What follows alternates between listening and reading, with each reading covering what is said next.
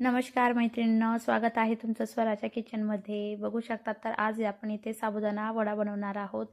तर साबुदाणा वडा बनवण्यासाठी काही साहित्य आहे। भिजवलेला साबुदाणा, 3 उकडलेले बटाटे ते मॅश करून घ्यायचे आहे। शेंगदाण्याचा कूट आहे, शेंगदाणे भाजून घेतलेले होते आणि मिक्सरमध्ये काढून घेतलेले आहे। इथे हिरवी मिरची कुटून घेतलेली आहे, चवीप्रमाणे मीठ।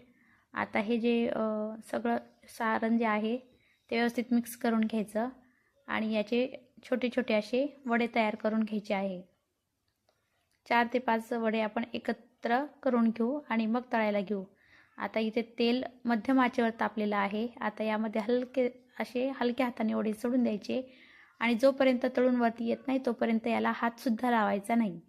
एका साईडने झाले की दुसऱ्या साईडने पलटवायचे आणि बघू शकता इथे वडा आपला बनून तयार आहे। अशाच प्रकारे आपण सगळे वडे इथे तयार करून घ्यायचे आहे। बघू शकता तर वडा बनून तयार आहे। तर अशा प्रकारे तुम्ही साबुदाणा वडा बनवू शकता।